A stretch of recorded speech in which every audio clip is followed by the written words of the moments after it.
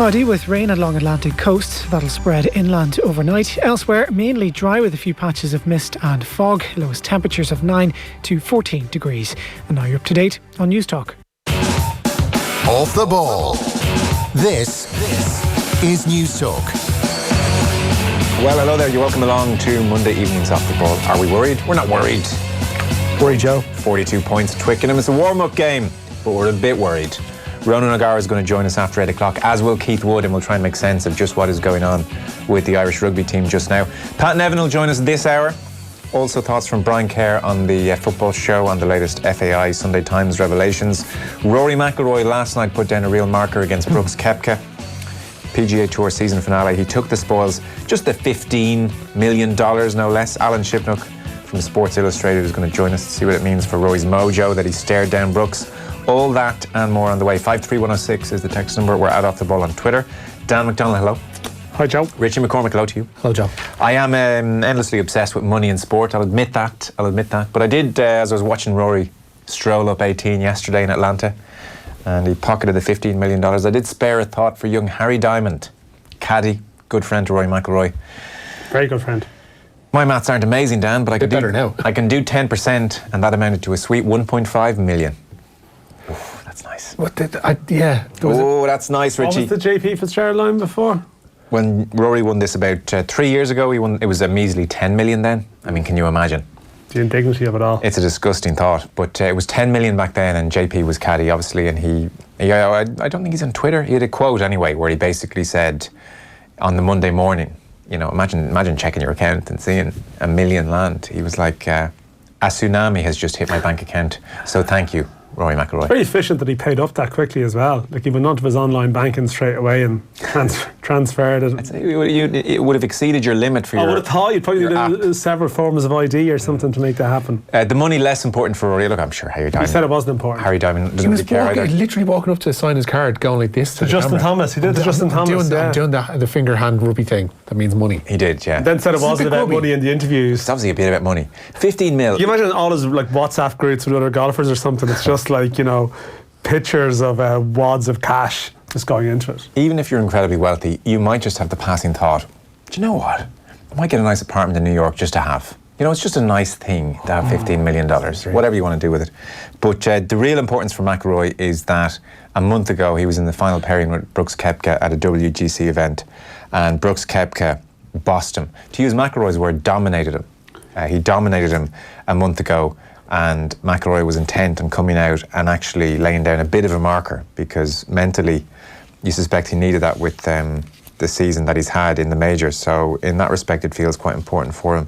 Alan Shipnock will join us to discuss. As a golf aficionado, do you think somewhere like Rory's language after, is he trying to build up the Brooks? I thought it was a bit forced. I was trying to build up the Brooks rivalry. Like, I wanted to get one on Brooks, and then I went back to the studio after, and they were like golf is desperate for a rivalry after like a pretty vanilla decade when it comes to that type of thing. And I think Rory is always like, he has his golf pass thing and stuff, but he's very conscious of, like, I thought he was hamming it up a bit after, to be honest. Maybe a bit. I thought he was hamming it up a bit after, and then everyone was asking him about the year.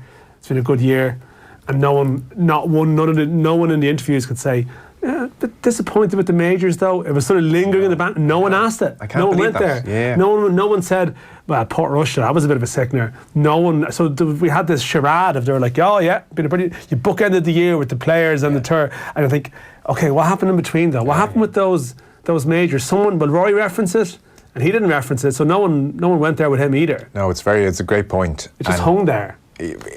You know, if anything, it just accentuates how badly he played in the majors. Like, it accentuates what happened to Portrush, that he's been so brilliant all season consistently. Because like, he won the Players at the start of the year, he's now won the finale, and yet in the midst of it all, the stuff he really wanted to do well in, where he really wanted to do his business, something went dramatically wrong. Like in Portrush, and I'm sure you saw the quotes. He said that he felt fine, and then he got to the tee and he started shaking, and he wanted to change club, and the whole thing just fell down around him, and he obviously had the 8 on the first, and it was effectively tournament over. So as brilliant as the year has been in some respects, 3 wins, loads of top 10s, he is of such a level that you still can't call it a great season because of what happened in the majors. Yeah, he doesn't strike me as the type of guy that would ignore a question if it came his way. No, he wouldn't shirk it. Brilliant. So it was actually, and I don't know, was there other press stuff after, but no one would go there. And it was just like, Rory, the fact you've played so well, does it not make it more frustrating how you performed in the majors? It's just someone asked this question rather than this absolute rubbish. It's absolute rubbish trying to make out like this has been a fairy tale year. A fairy tale year. I wonder. No ups and downs this year. A year to remember, and he was like, and you can even see McIlroy going, well, yeah, it's been a good year. It's a year I'll look back on. There's been a lot of pluses, a lot of highs and I think he made some reference to highs and lows. You're thinking, do you want to maybe reference? Yeah. Or maybe is it part of this FedEx thing that you're not even allowed to mention disappointment in other tournaments? Maybe. That actually might be part of the deal. Maybe they don't want this is the big thing now. They don't want the majors mentioned because it instantly just puts the FedEx in its place, maybe. Who knows? Probably is part of it, actually. We'll talk to Alan Shipnock. We'll talk to Pat Nevner in 7:30. Arsenal, Liverpool. It was a really good game, actually. David Luiz did his thing. Kenny Cunningham not impressed. By not doing his thing. Kenny Cunningham not impressed with David Luiz on OTBAM this morning. We'll play you that clip. I mean, there was the penalty. I found him jumping in on Salah more reprehensible. That bothered me more. It was just inexcusably bad. The penalty thing was almost like it was brilliant Liverpool play, and he just kind of half tugged a jersey almost instinctively because he felt he was so beaten, ends up. But like for him to dive in on Salah like that, in that position, how could you trust playing alongside that? The sound effect from Neville that sort of made it, though, wasn't it? It was like I didn't hear that. Oh no, it's just he just got like and called it before. Okay. Like he was like he could see this has caused problems. Yeah. This sort of rash decision has caused problems already. Were you at Germany 7, Brazil 1 all those years ago? Yeah. That was I haven't seen him play in person all that often, clearly, but I was at that. Now a lot went wrong. Okay. Pretty hard to focus in on him on that one, Joe. On the record here, I am not pinning this on him. It's his fault. However, you'd have a half decent case, to be fair. He was involved. There were several moments. I might go back, watch it sometime, and tell you which of the 7 goals it was. And the fact that Neymar died a couple of days beforehand didn't help either. Yeah. No. But there were definitely There were definitely several moments where he turned a situation where everything was reasonably okay-ish into absolute crisis with just a rash moment. He does this. The best equivalent in that game was when Van Dijk was goal side of it was either Aubameyang or Pepe, who was pretty lively, Pepe actually. But Aubameyang was Van Dijk was goal side and running back towards the goal and had the situation under control, and Adrian does what just a goalkeeper should never do in that scenario and says, I'm going to come out here and try and get involved, and then it's just like collision. But that's kind of the equivalent of what Luiz did there. Like there was just stand off him. Just for whatever you do, let Salah know that you're far enough behind him that he's better off just taking a touch back towards goal here and laying the ball off. Don't dive in. And he dove in such a way. There was something. It was lazy in a way. He was like, I'm not just going to half dive in and then recover when I realise that I'm done here and try and sprint back and get close to him. It was like, well, I'm going to dive in. I'm going to dive in to such an extent that no one's going to expect me to get back. I'm out of the game now. It's not up to me to get back. It is a good fit. I mean, you think about it, that he obviously hasn't just got there by complete fluke. Like, he's not a competition winner. Like, he can be very good. Of course he can. And that's the whole thing, that it's the moments, like, the sort of the rogue tendencies that he has. And, like, Arsenal is the perfect club for that. Yeah. That sort of, it should be better. And they can be better. And yet, they are guilty of head-scratching moments that sort of undo a lot of good work. I know he was going cheap, and it looked like good business, and there was people, and see, this is very wise to say it now because I'm sure there will be good performances he will have, but there were people who felt, well, actually he might be something for what they need. They'd lost a couple of, Koscielny, they'd lost a few figures in defence, and probably still going to lose another one or two. Yeah, so maybe, okay, he's a Premier League quality player, and he's going cheap enough, and he's played at a very high level throughout his career. But it doesn't help trying to sell it. And I think just like he needs to go there and start well just to get comfortable there. And something like this now, so big into their first big test, it sort of creates a sort of a punchline around him now that probably sets him back. Very torn on him because he's so good on the ball and he can play such brilliant passes. I mean, there must be a way to accommodate him, but that was not it at Anfield. It just did not work. Since Harry Diamond's been on the bag, Rory has won $29 million. Yeehaw, Harry, says Lenny. 10%, Dan. 10%. Because he's like, Harry's obviously very good friends with Rory, right? Like, he's one of his best friends. Yeah. Is he his best friend, or is there like 4 or 5 of them? Best man. Best man. At his wedding. But there's other mates who are pretty close to Rory. I'm sure. They're probably thinking he's really good friends with Rory. This hasn't, it must be a bit awkward. Harry in that company. Harry also an excellent golfer in his own right. So he's earned it then? To a point. Okay. Does anyone earn 2.9 million for? But is there a sense that Rory actually really feeds off Harry? Because that was not a criticism of the selection of Harry at one point earlier in the year, that actually when he's gone for his mate here, someone who might be too compliant. Rory wants compliant. That's what he wants. He doesn't want Steve Williams. Right. Doesn't want it. Rory's the boss. If a forceful caddy came in his bag, it just wouldn't work. Be friction. Rory, since the age of, don't exaggerate, but certainly 13 or 14, has been a prodigy and has ruled the roost.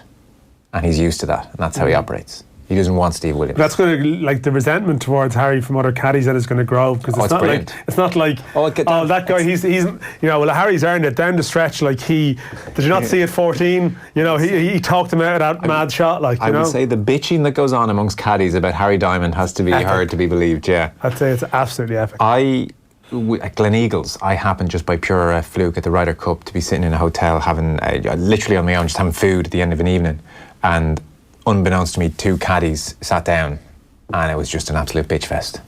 He's rubbish. He's a crap caddy. Why does he? Oh, he's the luckiest caddy on tour. It's just. So that's your dream eating scenario. It's practically recording.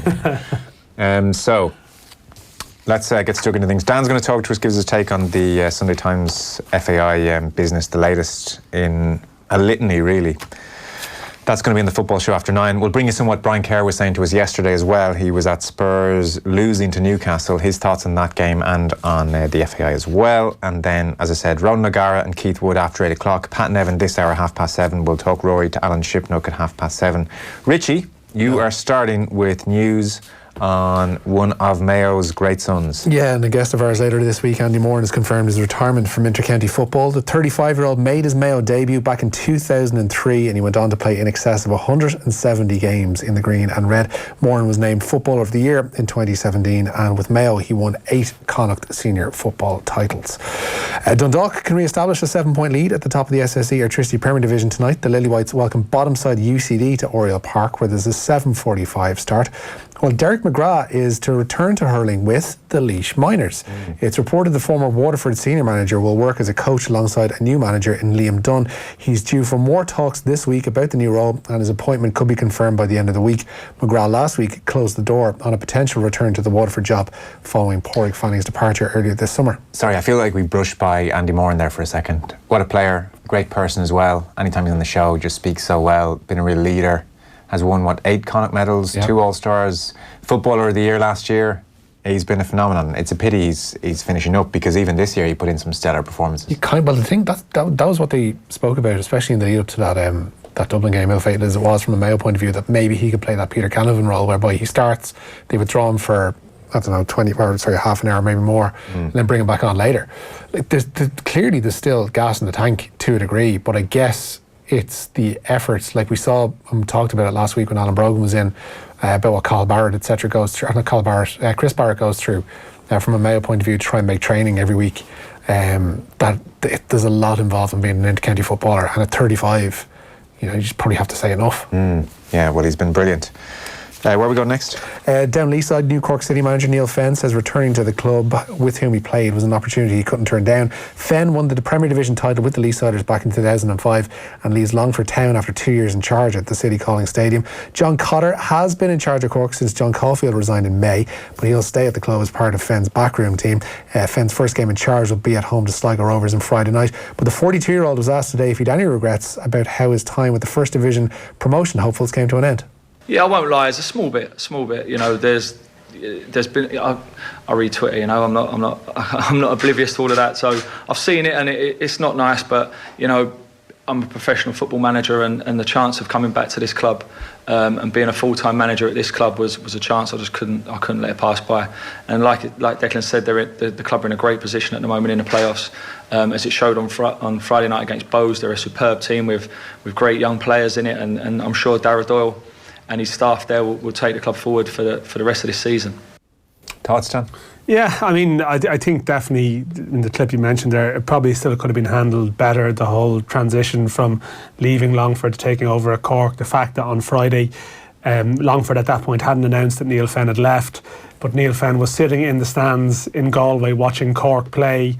And the Cork manager at the time, John Cotter, knew he hadn't got the job, and the guy who was getting the job was in the stands. So, and then they lost the game, so probably there was an element of karma around that. So it'll be forgotten in time. I mean, doing a piece on that for tomorrow, making that point that, look, over time, the circumstances of his arrival will be forgotten if he turns out to be a success. And I mean, Cork are a massive club who've been pretty poor for the last year or so, and I think it's important that Cork are strong.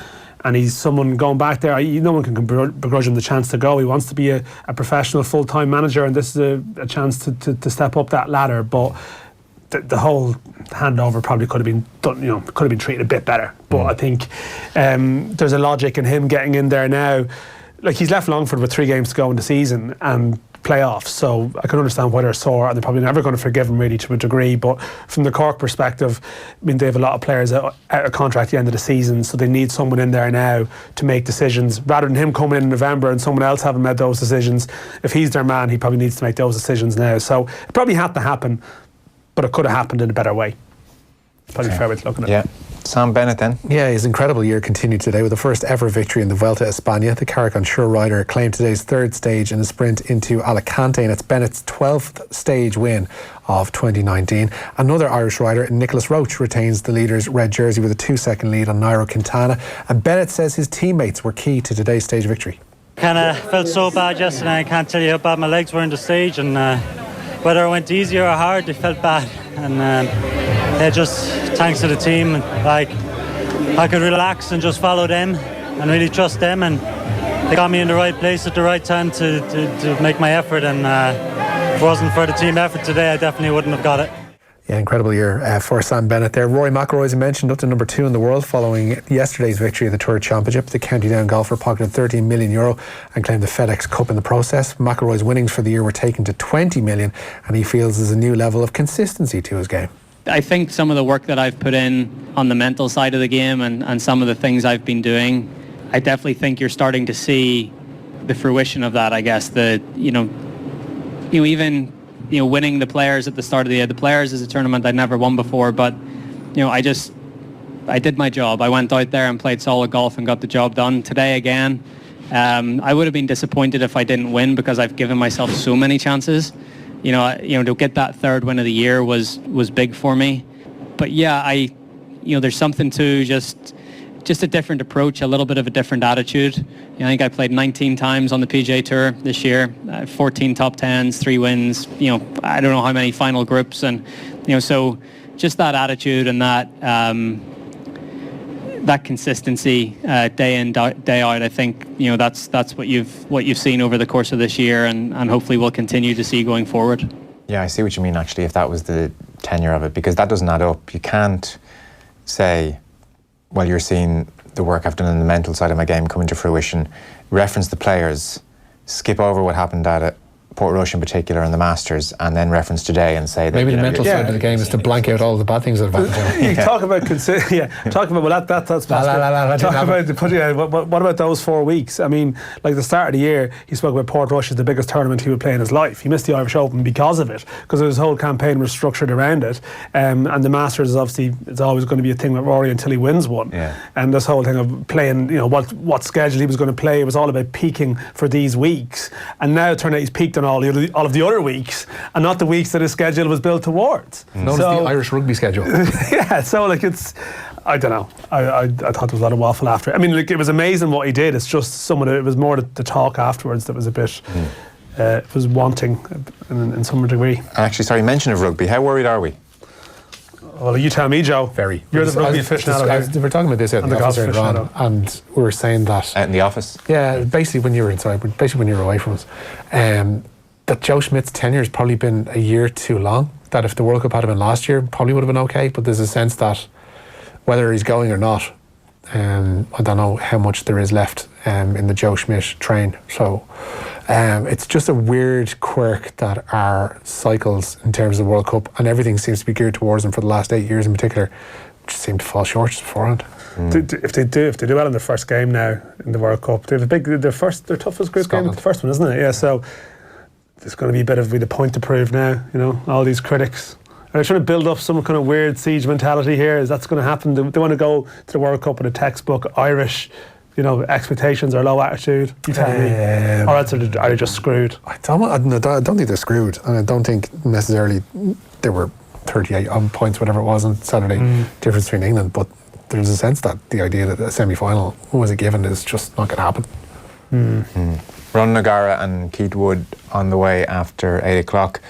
Now, we're just a week away from Roy Keane and Gary Neville at our Premier League Roadshow, Bord Gáis Energy Theatre, September 4th in association with Cadbury. Completely sold out, but we are giving you a chance to win tickets.